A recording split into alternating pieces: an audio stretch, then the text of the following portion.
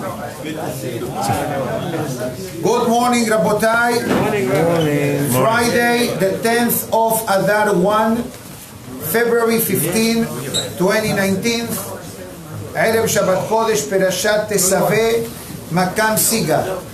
The Light Torah Project video, live, לעילוי נשמת דבורה פייגה בת שמואל, and רפואה שלמה of אורה דבורה בת רבקה.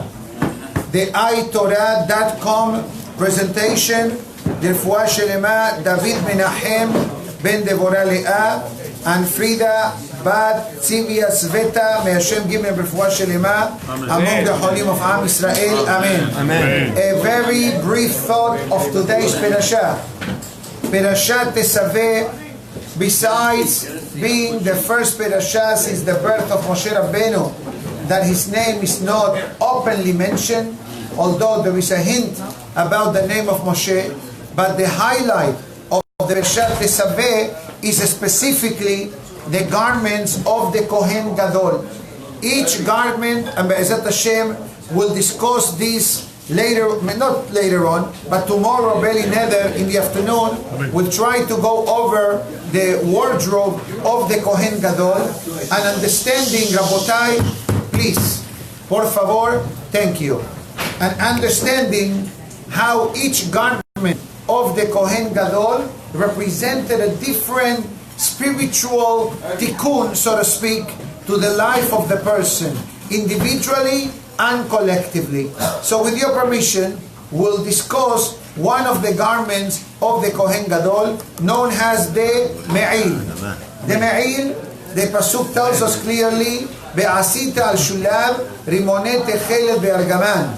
You should make at the bottom, the garment was like an apron, I believe. Not like an apron, like a coat. So like a, not even a coat, but a tunic, thank you, that had at the bottom different items. And the Pasuk tells us it had something in the shape of a bell and something on the shape of the rimon, the pomegranate. Meaning to say, one was quiet and one was silent.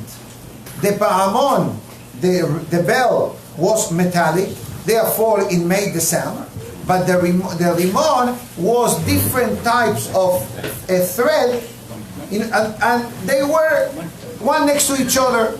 So it says here, the Pirush, and I'm going to give you the Rashi's explanation, and it says as follows, Shehaya ben shene rimonim, haya pa'amon ehad. There used to be two pomegranates and one bell. So far, so good.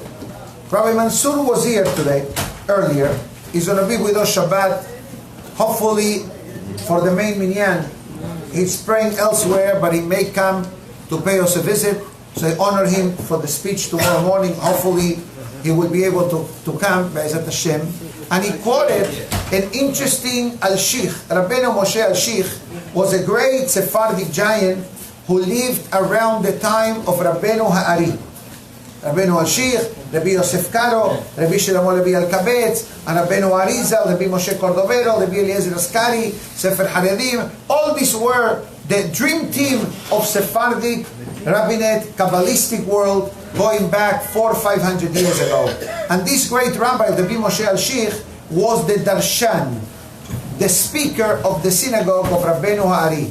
Rabbeinu Yosef Karo was the posek, was the one who will give halachic rulings. Rabbeinu Ari was Ha'ari Sheba Habura, he was the chief rabbi, and Rabbeinu Shlomo Levi al-Kabetz, the one who composed Lechadodi, was the Hazan of the synagogue. Can you imagine living in that time? Wow. We cannot imagine because we are part of the 21st century. But close your eyes for a second and think these great giants. You know, there is a song that it alludes to everything that I just said now. It comes from the song of Makam Hijaz, El Galil. El Galil, El Galil, El Galil. That song is a song about the Galil. Galil is the northern part of Israel, Rabbeinu Ha'ari. And it says, ערך שולחן לעמי, יוסף הוא נזר תפארתי, רבי משה ענב ודרשן, רבי משה השיך, אוקיי? לך דודי ליראה, רבי שלמה לוי אלקבץ. Bottom line, I'm not performing as a singer today. I'm continuing with the class. But now, when you're going to sing this song at home or in the knees, now you're going to remember that how this song, I know, thank you, is allowing me to sing. I really appreciate that, but I think that people want to listen more Torah today. So comes Rabbeinu al-Shich and it says, why was there a need to have 2 pomegranates and 1 bell? What message is the Torah giving us? So to answer that, we're going to remind ourselves of a Gemara that tells us about the citizens of a certain city. And the Gemara says, Mila besela shetikuta bitrin. For every word that you say, they used to give you a coin. And for every word that you did not say, they used to give you 2 coins. Double payment for staying quiet. Some people need to speak. I speak in the shul. At home, I don't speak. All of us don't speak. You the same? Good. I thought I was the only one. Okay, Baruch Hashem. It's a known practice. It's a known practice. It's a practice for success. It's a practice for Shalom Bayit. Yes. And that's what Rabbeinu al-Shich says. You know why you had 2 silent pomegranate bells in surrounding the metallic one? Metallic sounds to the voice, and the pomegranate represented the silence. Be always more silent than talking. Silence is golden. You know, the Gemara mentioned, the Mishnah writes, "Lo matzati laguf tov ela mishetika." They asked Rabbi Yohanan, I think, give me a good tip for life. It says, stay quiet.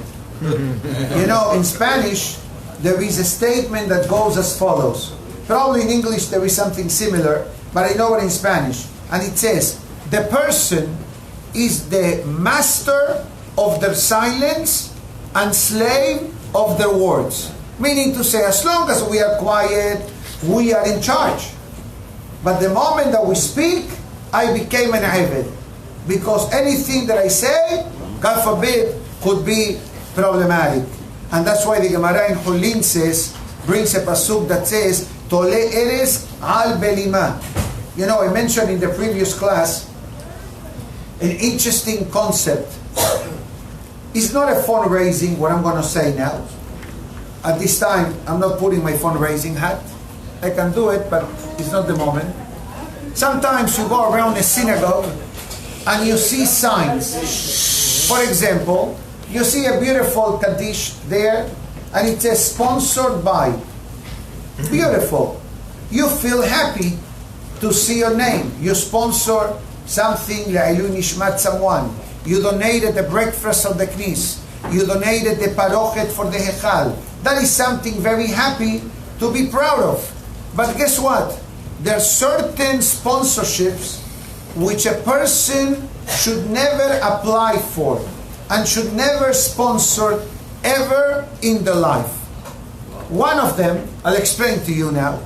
I'll explain to you, and you will agree with me at the end of the statement.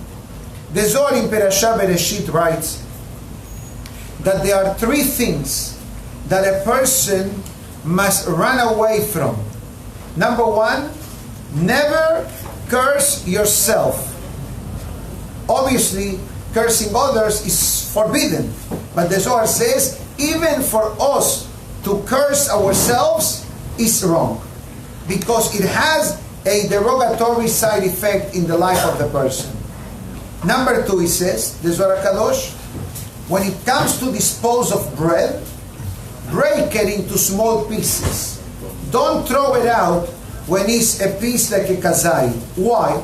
Because Haz v'Shalom, the Zohar Kadosh writes that when a person gets rid of kazait of bread, that creates or activates the malach that is in charge of poverty and looks for the person that disposed of the bread.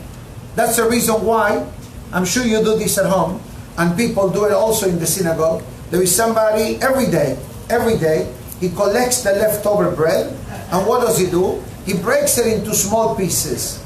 But there is a third thing the Zohar Kadosh says to us to run away from. Don't finish Shabbat before Shabbat actually finishes. In other words, don't escape from the Shabbat. Why? The Zohar says, because the person that finishes the Shabbat before Shabbat actually finishes, in Shamayim they put a sign that says, fire of Gehinnom, sponsored by Mr. So-and-so. I ask you a question. Do you want to see your name on that sign? Haz v'shalom. Haz v'shalom. I'm going to switch the example now. We have a beautiful world. And we live in a beautiful city. What's the weather today like? 70. 70 for Florida today, at this time. And he apologized to the crowd, the visual crowd, the virtual crowd of the north that may be experiencing colder temperatures, but doesn't matter. But Olam's world is beautiful. But what keeps the world going day after day? How the world exists day after day. Who is the sponsor of the world's creation for the day? Hashem is the one that is in charge. But how God decides today the world will remain as beautiful as yesterday? The Gemara says, "En ha'olam talui ella b'mi shevolem piv b'sha'at merivat." The world exists in the memory of those that stay quiet in the moment of argument.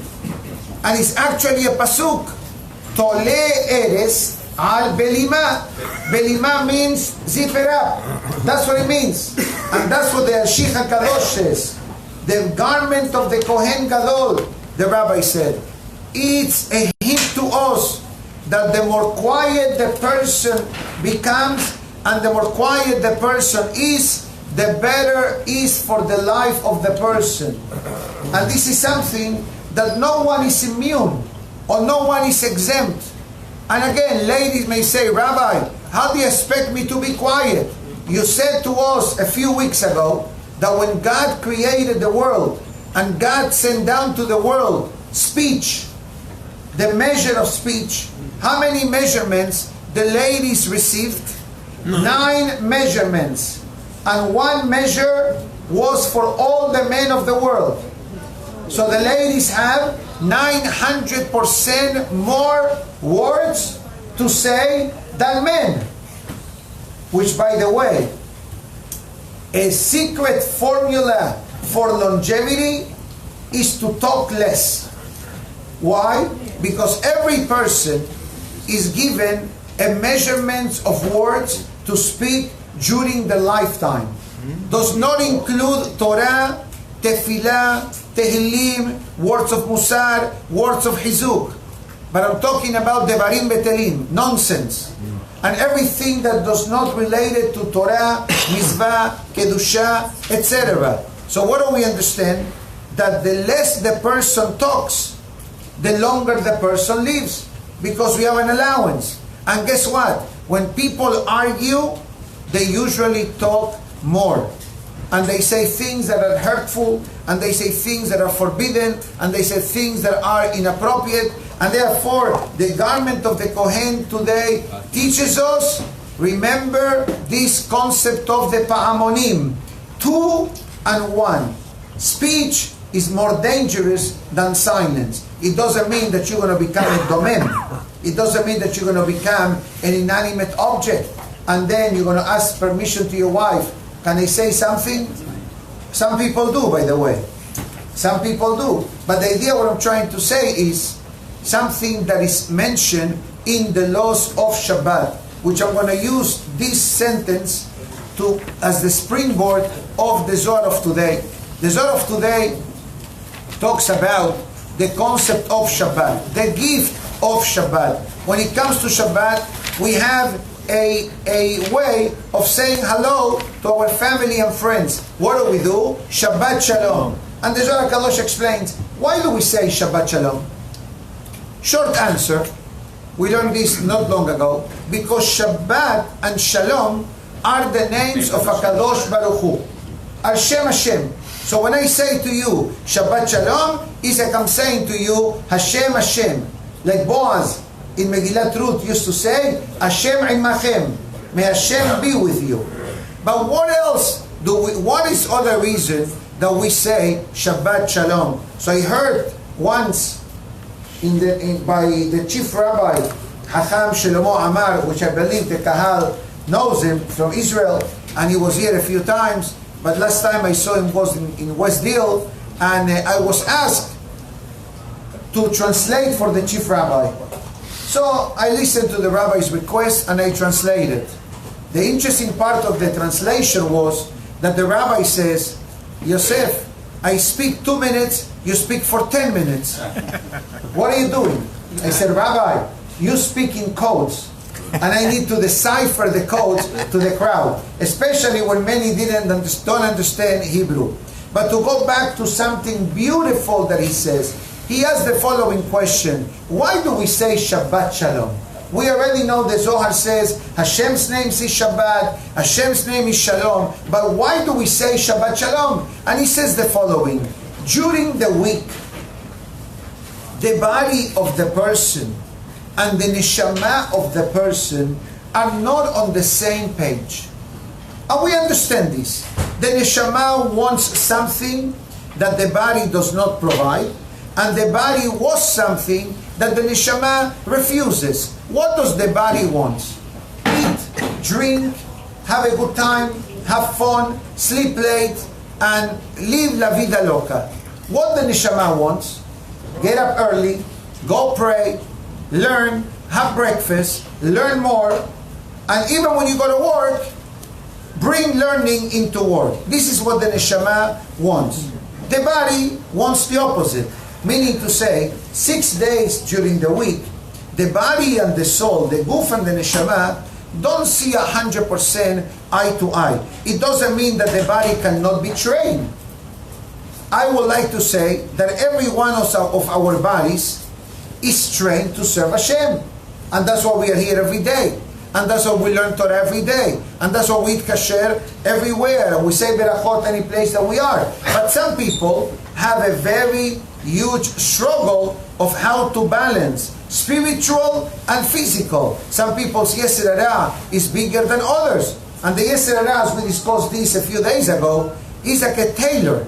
He does custom-made suit for the spiritual challenges of the person. You know, for some of us, waking up very early may be very challenging. And for some of us, waking up early doesn't take much effort. You understand? So this is, the Pasuk says in the Navi, Yodea Sadiq Nefesh Behemto.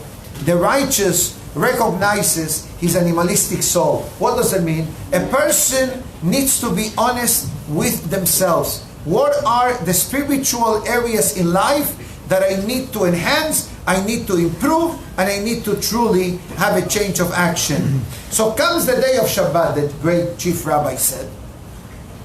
And now, the day of Shabbat is a day that has many concepts.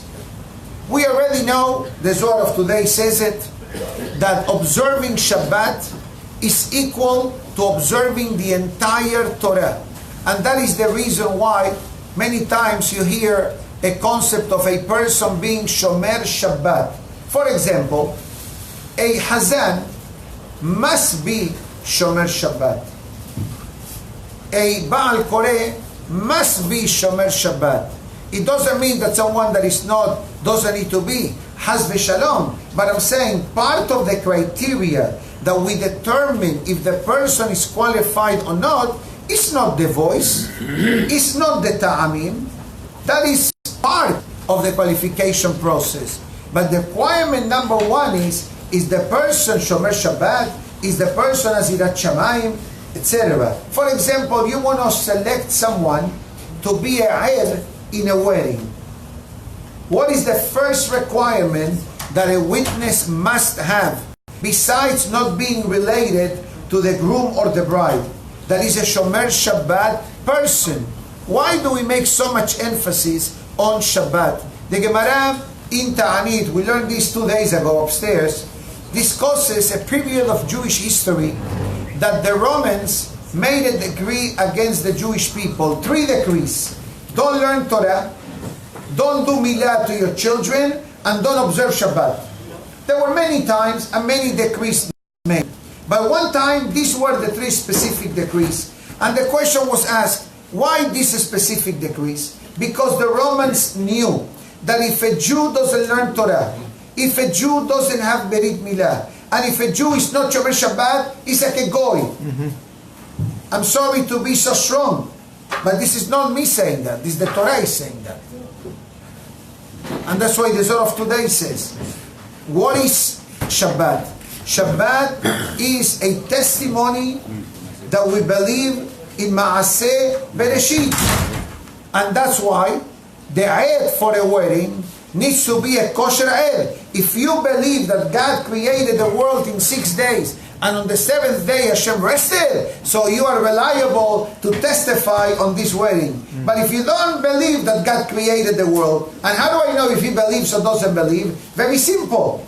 If we believe that this is how the Torah is from the creation of the world, so in our limited fashion as humans, what do we need to do? We need to mimic God.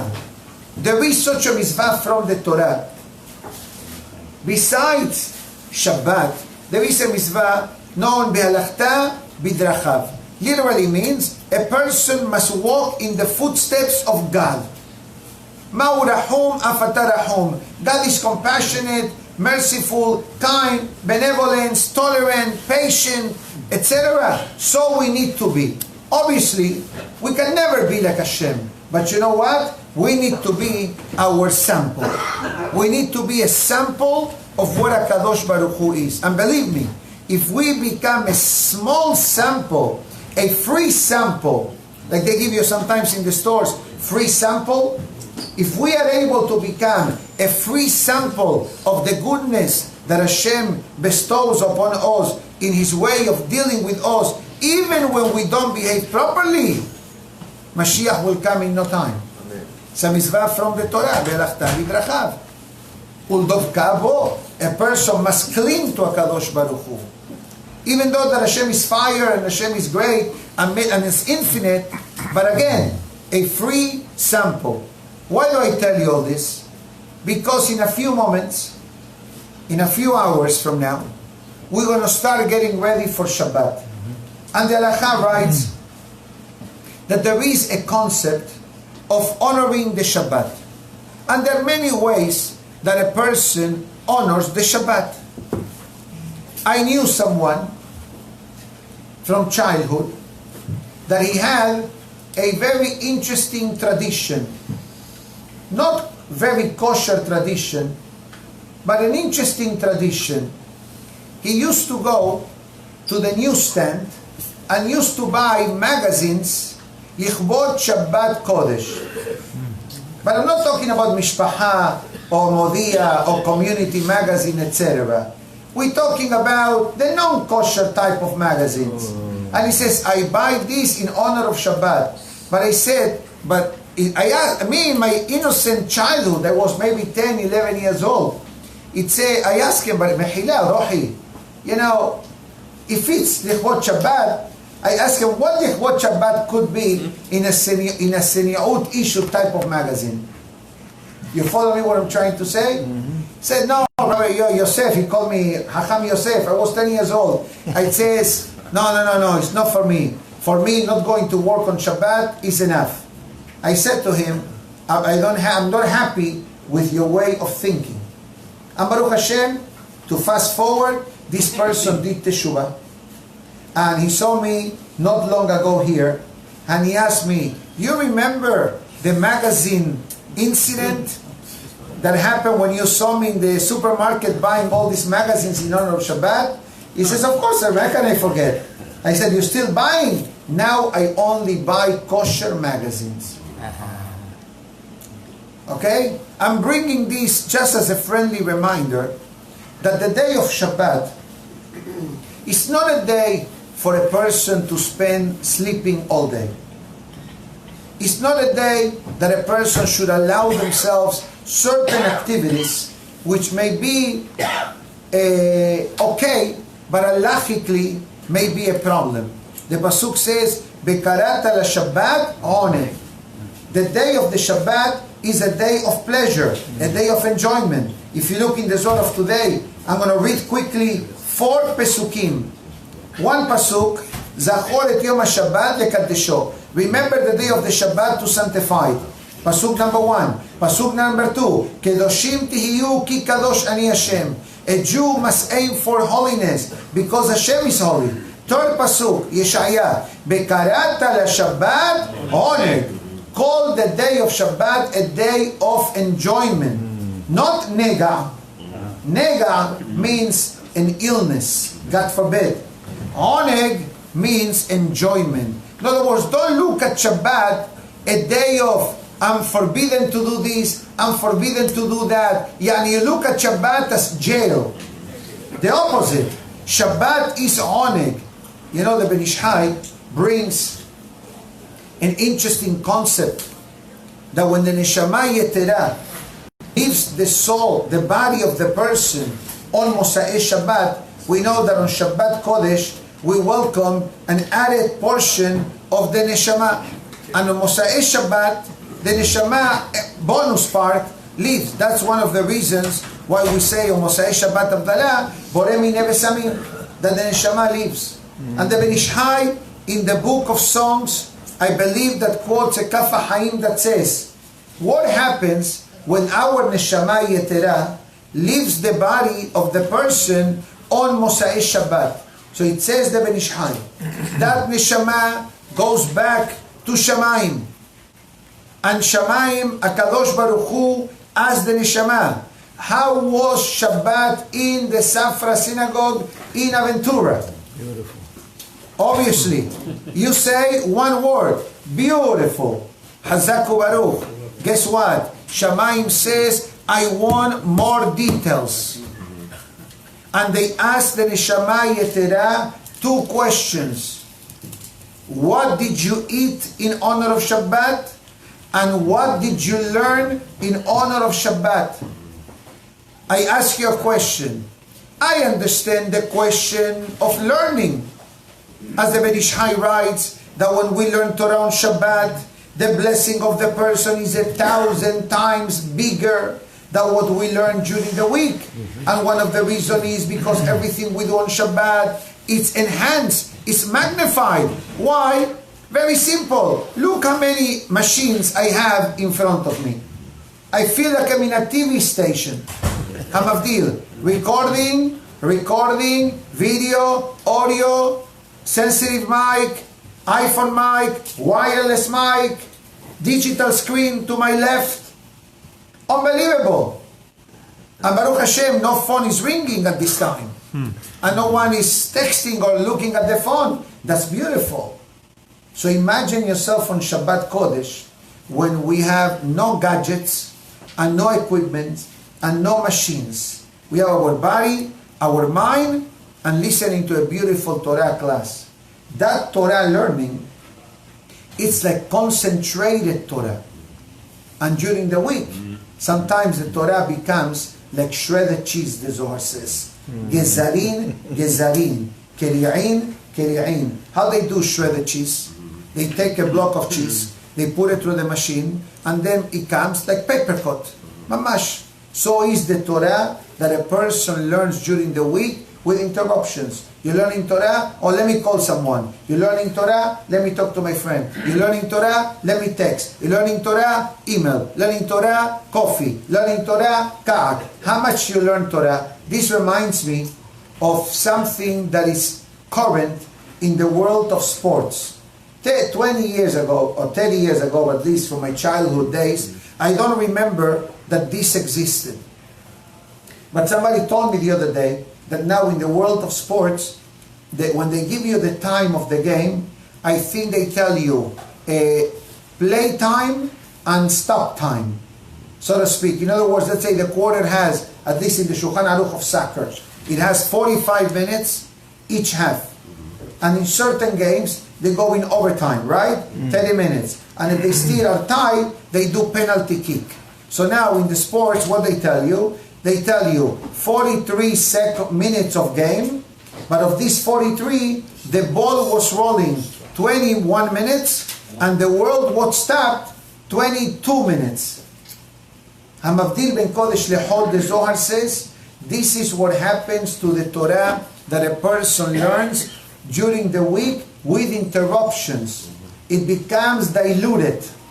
It's not the same thing listening to half an hour uninterrupted of Torah learning, like learning Torah in half an hour, but with an interruption every few moments. You don't have the continuity. You don't have the how do we say this? The impetus of the learning that brings upon the person. And the pasuk says one more in the second paragraph. Yeshayah Navi, Beyomaniya Hashem lecha me'ozbecha umirogzecha umina avoda kasha. It says the day that the Almighty gave you a chance to rest from your sadness, from your anger, and from your hard work. This is the day of the Shabbat. I'm going to say something that I said to one of my kids the other day.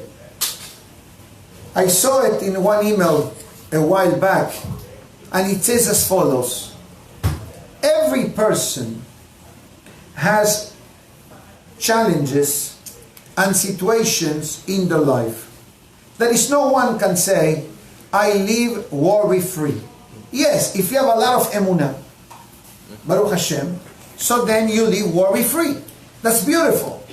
But the reality of life, can someone say, everything is perfect in my life?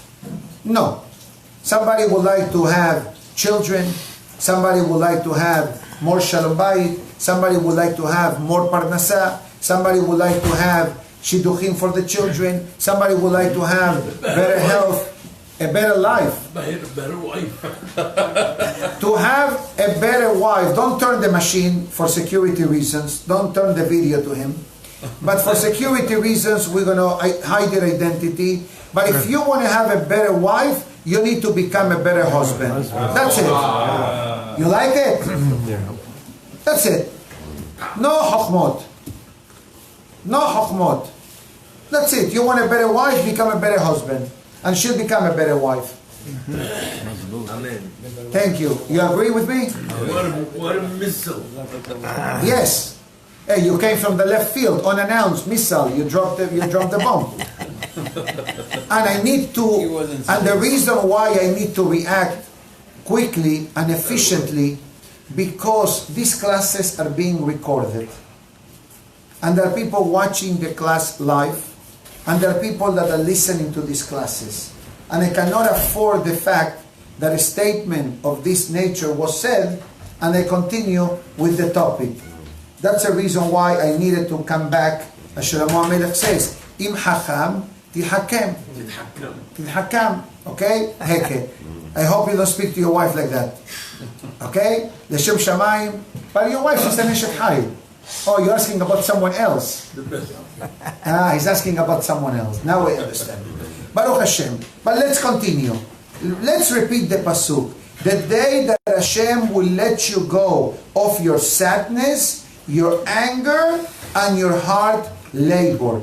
So this was said in the name of a great rabbi of Slonim. And the great rabbi said that if the person trains themselves on Friday afternoon to create a mental block in their mind of the problems that are affecting the person during the week and not think about them on Shabbat, the zechut of the Shabbat will cause that these problems will disappear. It's an unbelievable, when I saw it, I couldn't believe it. Where you saw this statement? I have to find it for you. But take my word for it. Thank you. That's it. I'm not going to go through every thousands of emails that I have. But in one of the daily emails of Hizuk says, move away, send on the side the problems that affect your life during the Shabbat, and you will see miracles about the problems. And interesting enough, the Pasuk says, Otzbecha, Rogzecha, Avodah Kasha. What is Otzbecha in Hebrew? Atzvut, worries, anxiousness, sadness, depression. Rogzecha means your anger. And therefore the Zohar Kadosh writes, and it says that the zechut of the Shabbat, the zechut of the Neshama, the zechut of the Torah, all this brings great Kedusha and great Hizuk to the life of the person. And that's the reason why the Halakha writes on Friday afternoon, avoid arguments at home. It's not something new that I'm saying, something that I said many times. But occasionally, the menu of the day enables us to reinforce this topic. Activate self-control on Shabbat, on Fridays especially on Friday afternoon. Someone asked in the previous class, why always Friday afternoon is a very challenging hour and very easy to have mahloket at home? Short answer, because the Yetzer Hara looks for customers every Friday afternoon. Repeat customers and new customers. And guess what? He never runs out of customers. The question is, what Friday afternoon has that the Yetzer Hara is proactive? Short answer, because the first time in history that the Yetzer Hara became activated was on a Friday. The sin of Adam and Hava. So therefore, in order to celebrate his birthday, what does he do? He says, I want to find someone. And therefore the Halakha says, and with that, we're going to reinforce what I mentioned before in the name of the Al-Shikh. Remember the garment of the Kohen Gadol? And it says, Shenei Rimonim, two pomegranate bells, meaning to say, two silence versus one noise. And on Friday afternoon, we need to definitely activate this concept. Why? Because at the end of the day, we need to understand what is the ultimate goal of the Yetzer Hara. Ruin our Shabbat. Ruin our Shabbat. By starting tickling and starting teasing us and creating, God forbid, an unhappy environment between husband and wife, especially when there's so many things to do in honor of Shabbat. I hope that no one is directly affected by this, but if Haz v'Shalom, someone has this issue at home, in honor of the Al-Shikh statement on Berashat Tesabeh, put the extra effort. And you know what? As I always say, pray for it. Pray that Hashem should help us to be able to get home early enough to help at home whatever needs to be done, and to be able to receive the Shabbat instead of the Shabbat welcoming us. We're going to move on with the Musar of today, that is a continuation of the past 3 days. Just to summarize what we learned so far, the importance of happiness and the detrimental effects of sadness. And we explained that actually happiness is a mitzvah from the Torah. Besamachta bechol hatov, and another pasuk that we quoted yesterday. But let's go quickly to the Musar of today. Comes the Gemara in Masechet Pesachim, and it says, "En hashechina ve'en hanevuah shora lo mitoch atzvut ela mitoch simcha." The Gemara says, you want to attract godliness? Who wants to become a prophet? Do you want to become a prophet? Why not? Become a prophet. Why not? We need Nevi'im. So the Gemara gives us the formula. How can the person be blessed with God's presence in the life? The Gemara says happiness. Happiness is a magnetic attraction to HaKadosh Baruch Hu. As we find in the Nevi'im, Shaul HaMelech, Ve'ata kehul yaminagen, Ve'haya kenagen amnagen, Batehi alav yad Hashem. All the Nevi'im, they used to play musical instruments in order to feel happiness and relaxation and feel inspired. How many times you go to a doctor's office and they play some music in the background? And I'm not talking about the taref music or the rap or the nonsense music. Very quiet, soft, relaxing music. Why? Because once our mind is a bit calm, the power of the music penetrates into the brain, and suddenly you feel great. You suddenly feel relaxed. You feel calm. Continues the Gemara, the Musar of today. Bechol avodat Hashem. And every time we serve God, anytime we do a mitzvah, anytime we pray, shebetachlit hasimcha, should be with happiness. And Gemara writes, Avaye, haba badah tuba. He used to smile. He used to smile a lot. And they ask Avaye, why are you so smiling? It's only 6:30 in the morning. Why are you so smiling? Avaye says, how can I not smile? I just fulfilled the mitzvah of putting on tefillin. Rabbi Rona used to laugh and be happy. They ask him, what happened? You have a baby boy? No. But today, I was able to pray Amidah with nets. I said, Baruch Ata Hashem Ga'al Yisrael, Amonai Sefatay Tiftach. I'm happy for that. Can you imagine? Just for the fact, being able to get up early and to pray is definitely a great zechut. V'lachen ya'orer ha'adam simcha b'libo. The person has an obligation of activating happiness of life, in life.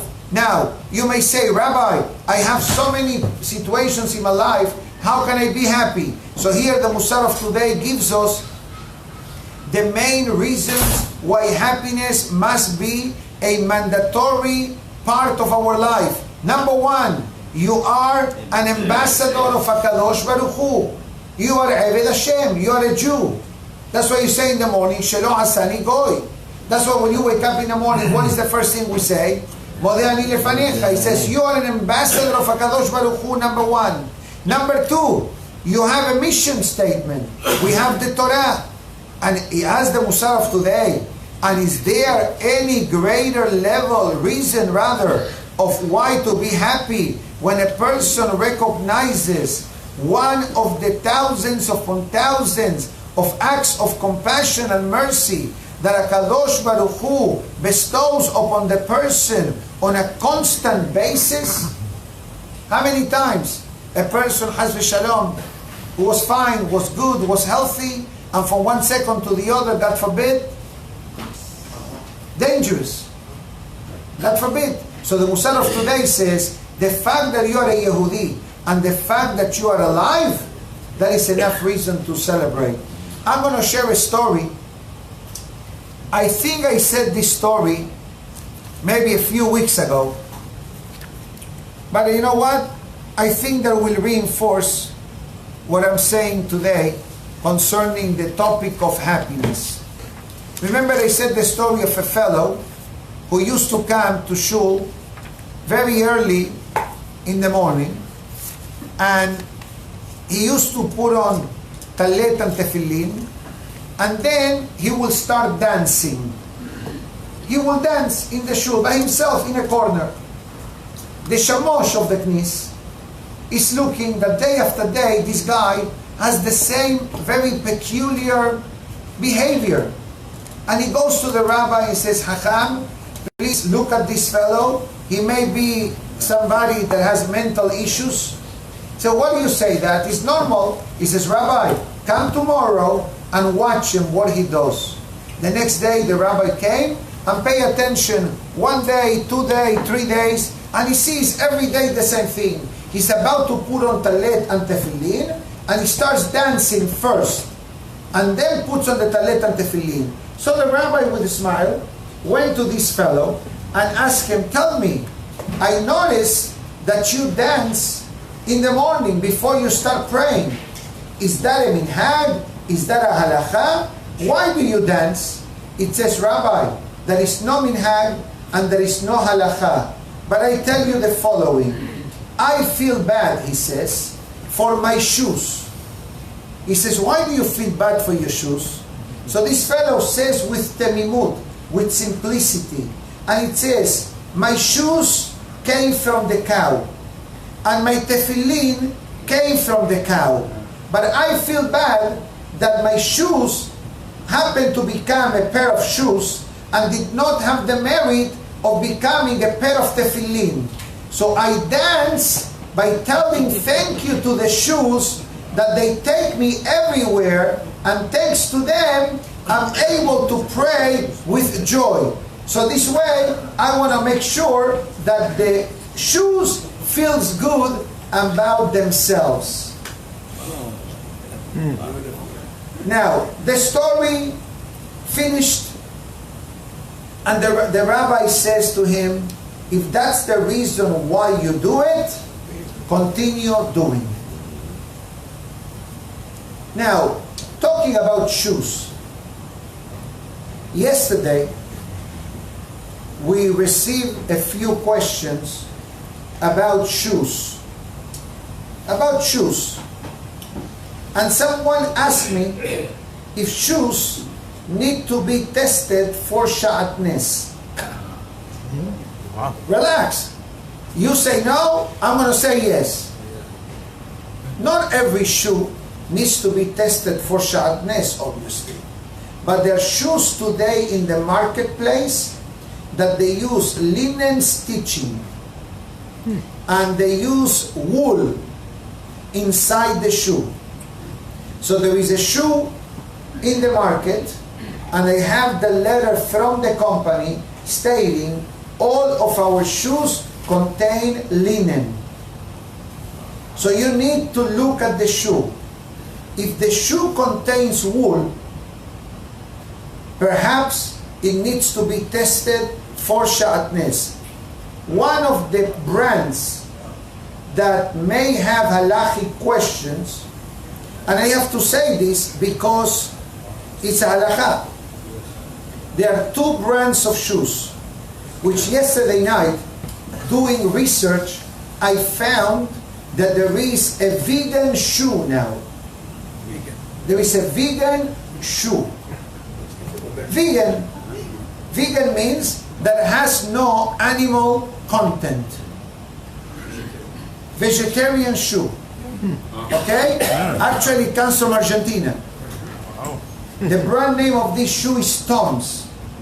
T-O-M-S. And they have many varieties.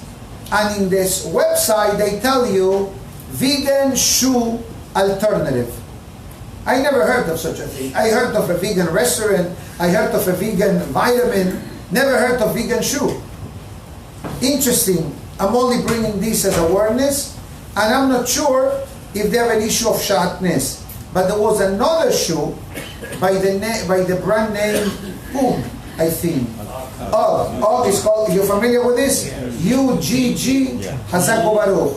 So I have a letter from the company that says that all their shoes are stitched with linen thread.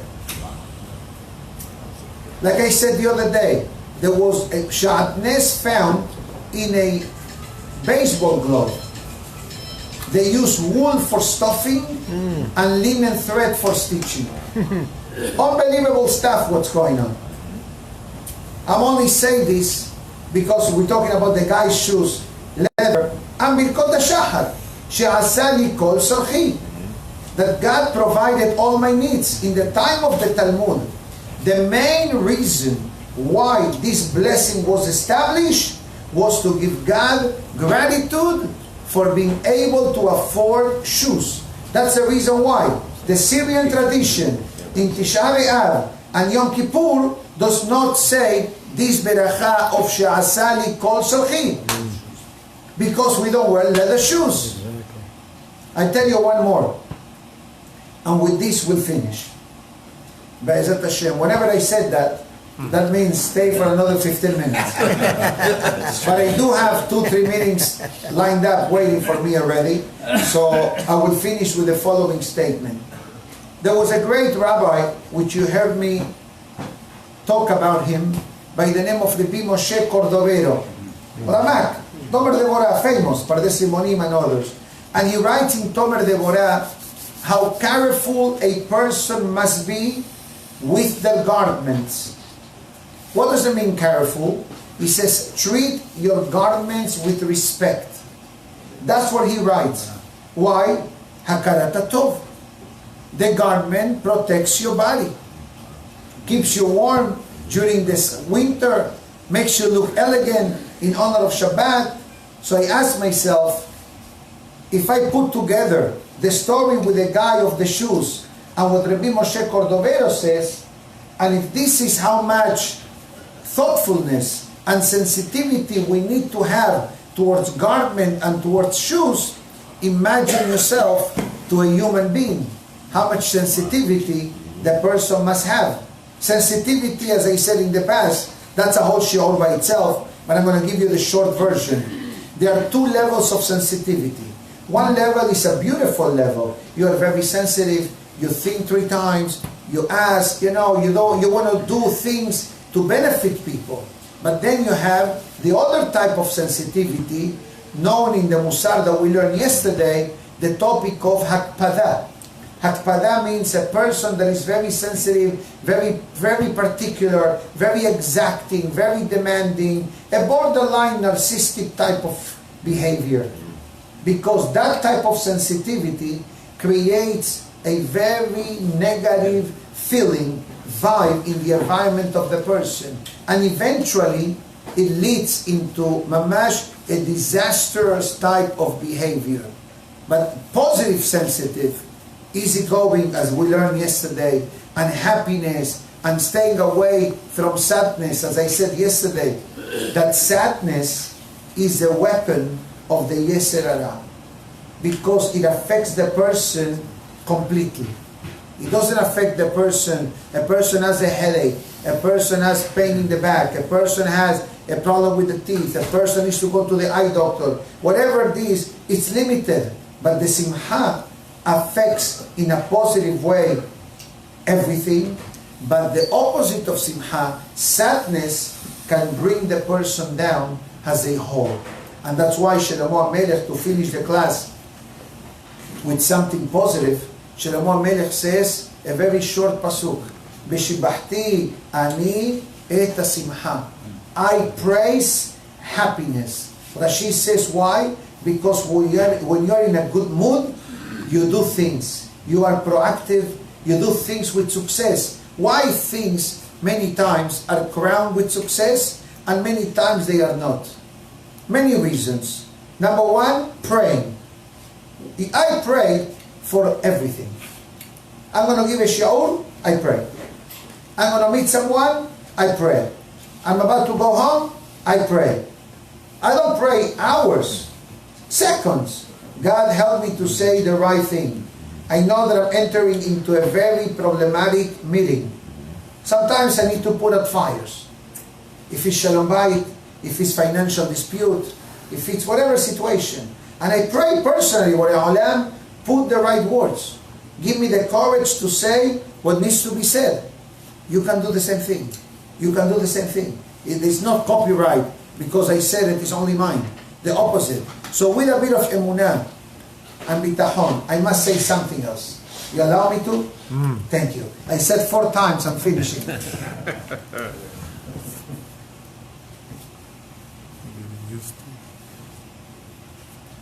How do you say in Hebrew worry or concern? How? Da'aga. Look at this, please. Da'aga. Aleph, Gimal, Dalet, He. What happened to the bet? The bet is missing, of course, because the bet is for bitachon. If you have bitachon, you have no da'aga. If you have trust in Hashem, then worries disappear. It's not easy. It's easier to do this than to remove. You understand that? I'm just getting rid of the da'aga. That's why the bitachon stays here. Betach ba'Hashem ba'aseh tov. Have trust in Hashem. I'll finish with the following statement. I said this 5th time. But I can afford myself to go into overtime for a minute. And it says, what's the difference between bitachon and emunah? Short answer. Rabbi David Asher that was here last Sunday night, we had a beautiful, beautiful, beautiful shiur, and we're so thankful that the Rabbi was able to pay us a visit and to speak to a full house kahal. Emunah means literally what? Having faith in Hashem. I have faith. Bitachon means activating that faith. In plain English, can be much deeper. The great Rabbi told me that he's working now on leaving Emunah number 4. Unbelievable. And the more the years go by, Emunah becomes more and more and more and more an integral part of our life. Why? Because without Emunah, how can a Jew survive? How can we survive? Behi she'amda le'avotenu, we say in the night of Pesach. Behi she'amda le'avotenu. That was what spurred our fathers and the previous generations whenever enemies came. What is that? Refers to the Emunah. And that's why in the word da'aga, the Gemara asks, Mehila, one more sentence. I apologize in advance. I apologize. You're not here often, so you don't know me long enough. Although you do, but sometimes I say this just to create an awareness. The Gemara asks, da'aga menayin. Why you worry? Tell me why. I have a problem. Did the problem happen yet? No. So why you worried? Did the problem already happen? Yes. So why you worried? That's what the Gemara says. Ha'avar ayin. The past is gone. Khalas. Ha'atid alayin. The future never happened. You know, in Spanish there is a statement that says, do not open up the umbrella before it rains. Yani day la sara b'sha'ata in Hebrew. Enough for the problem when it's knocking on your door.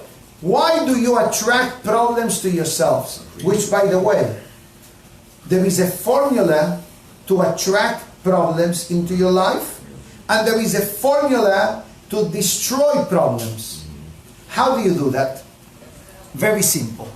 I'm going to say it in Yiddish because that's the original sentence. And since we have a lot of Ashkenazic fans and members and visitors, so we need to take care of them as well. The other day somebody asked me permission to open up an Ashkenazic synagogue here in the building because you have a lot of Ashkenazic Jews visiting in the neighborhood and they would like to have something on their own. I said I can definitely ask the committee if they would like to do that, but I need to have another floor in the building to accommodate. So if you like to build me a third floor, we can talk. I think the committee will be very happy. So I was told, make a budget and we'll see. Of course, of course. Yeah, nice. Baruch Hashem. Aventura, although for many, many people is vacation place, but Aventura, Baruch Hashem today, it became not only for the Sephardic community, for the Ashkenazi community, there are at least 10, 12 shuls in Aventura, if not more. Scattered, because Aventura, Ben Porat Yosef, is an almost 4-mile, island, so to speak. Not an island, but area, that's a proper word. Radius, thank you so much. 4-mile radius, so Baruch Hashem, there are Yehudim everywhere. So Baruch Hashem, everything that we need, we have. But let's go back to what was I saying. There was a great rabbi who said the following: Tracht gut, wird sein gut. Die verstehst, was ich habe gesagt jetzt? Die wirst verstanden sicher. Aber die, wo sitzt neben dir, gar nicht verstanden. Gornish, you know what it means, right? Nothing. So I'm going to translate now for the English-speaking crowd. There was a great rabbi who said, think positive and things will become positive. He talks there about the power of the mind. The mind could be our best ally and our mind could be our worst enemy. That's it. The power of the thought, self-esteem. We discussed this topic a while back.